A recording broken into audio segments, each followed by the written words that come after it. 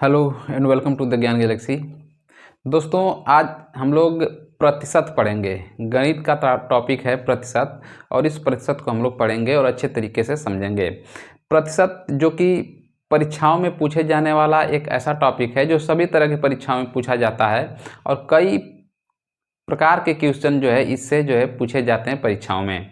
इसके अलावा हम लोग प्रतिशत को दैनिक जीवन में भी उपयोग करते हैं। हर जगह हम लोग सुनते हैं कि ट्रेन का किराया इतने प्रतिशत बढ़ गया, किसी वस्तु का मूल्य जो है इतने प्रतिशत घट गया। तो ये सब प्रतिशत से संबंधित बहुत सारे टर्म्स जो है हम लोग अपने दैनिक जीवन में सुनते हैं और उसको समझते भी हैं। कुछ लोग नहीं भी समझते हैं, लेकिन हमें प्रतिशत को जानना चाहिए क्योंकि ये हमारे ज़िंदगी से जुड़ा हुआ एक टॉपिक है, एक टर्म है, एक शब्द है। तो आइए हम लोग इसको सबसे पहले समझते हैं और जानते हैं कि प्रतिशत क्या है। तो प्रतिशत जो है दो शब्दों से बना हुआ है। हिंदी का जो शब्द प्रतिशत है, पहला तो प्रति शब्द है इसमें, और दूसरा जो शब्द है वो है शत। इसी तरह जो इंग्लिश का शब्द है परसेंट, दो शब्द है इसमें, पर और सेंट। तो दोनों शब्दों को अगर अर्थों को देखा जाए तो प्रति और शत। प्रति का अर्थ होता है प्रत्येक, प्रति का अर्थ होता है प्रत्येक, और शत का अर्थ होता है सैकड़ा, सैकड़ा या 100। इसे हम लोग 100 भी कह सकते हैं, सैकड़ा या 100। और इसी तरह इसका भी अर्थ आता है, इसका भी अर्थ होगा प्रत्येक, और सेंट का अर्थ होता है सैकड़ा या 100।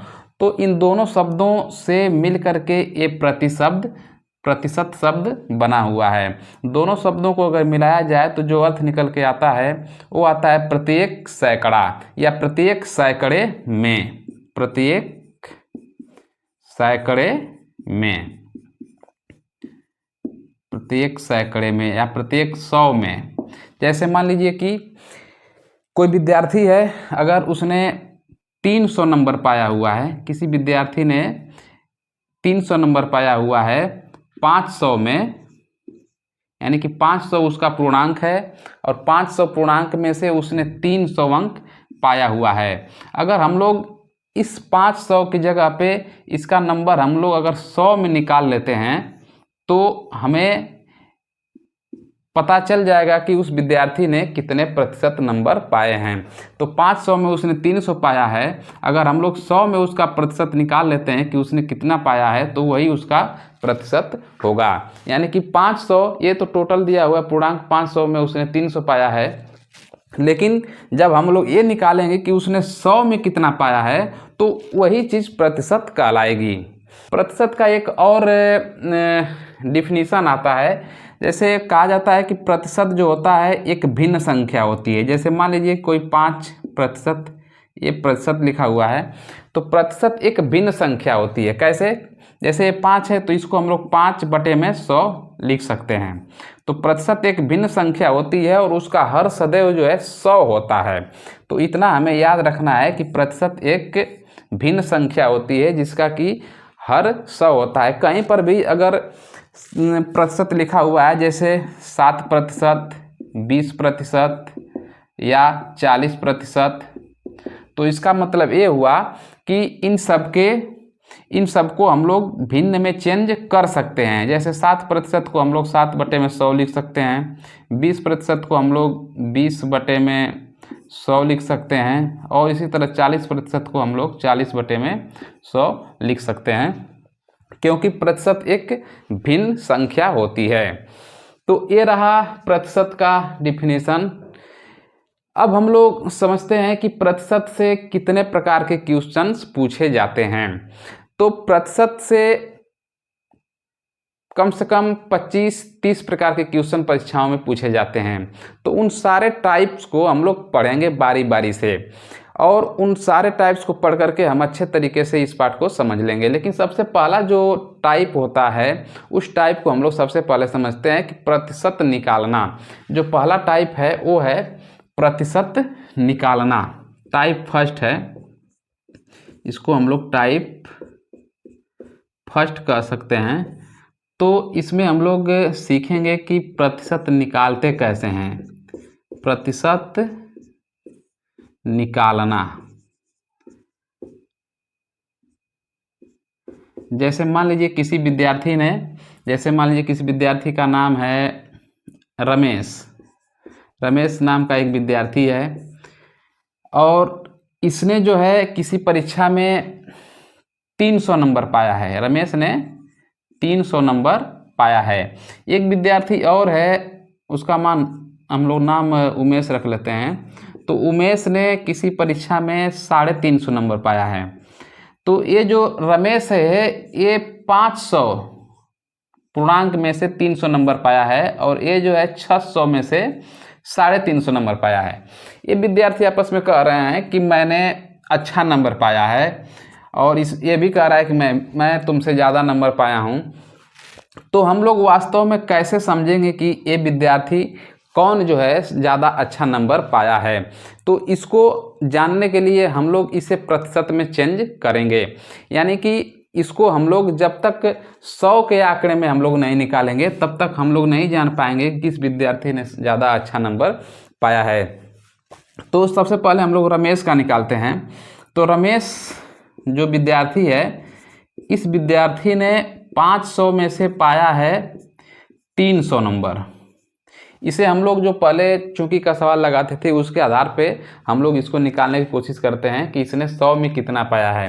तो 500 में से उसने पाया है 300, तो 1 में से पाएगा 300 बटे में 500, और 100 में पाएगा 300 बटे में 500 गुणते 100।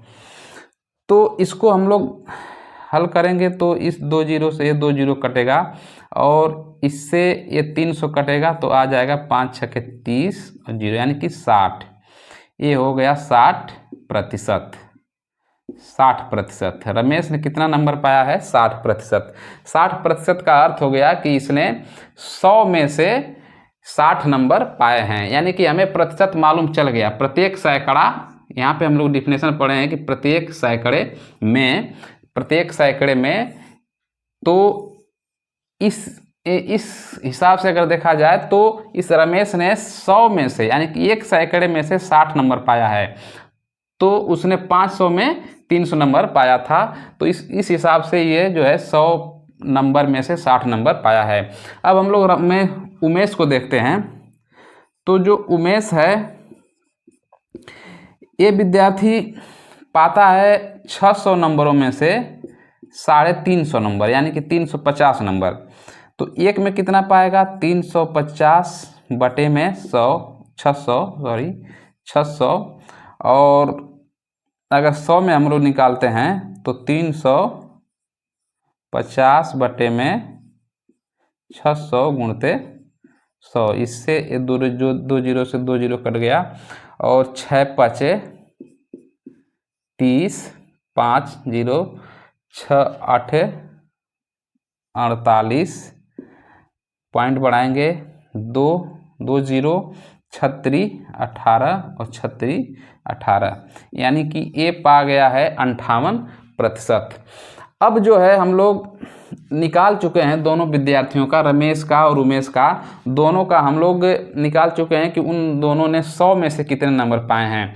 यहाँ तो था कि रमेश जो है 500 में 300 पाया है, और उमेश जो है 600 में से 350 नंबर पाया है।